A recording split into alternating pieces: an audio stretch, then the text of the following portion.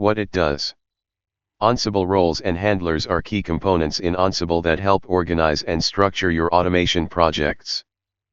Roles are predefined sets of tasks that can be reused across multiple playbooks, while handlers are special tasks that run only when notified by another task. In this example, we'll create a web server project that utilizes roles, handlers, variables, and templates to automate the deployment of a web server. Command/example. Let's create a basic directory structure for our web server project. Next, let's create a simple task/main YML file for our web server role, and a handlers/main YML file.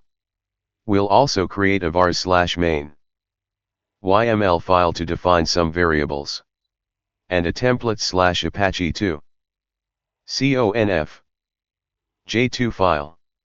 Finally, let's create a site YML playbook that uses our web server role. Breaking it down. Roles are a way to group related tasks, handlers, templates, and variables together. In our example, we have a web server role that installs and configures the Apache web server.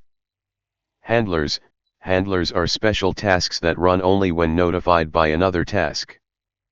In our example, the restart web server handler is notified by the install and start web server and configure web server tasks. Variables are used to store values that can be used in our playbooks and roles.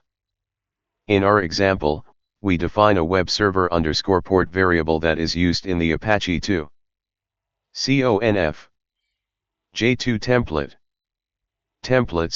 Templates are files that contain placeholders for variables. In our example, we use a Apache2 conf j2 template to generate the Apache configuration file. Common mistakes. Forgetting to notify handlers will not run unless they are notified by another task. Not using variables, hard-coding values in your playbooks and roles can make them less flexible and more difficult to maintain. Not testing your playbooks. Testing your playbooks is crucial to ensure they work as expected.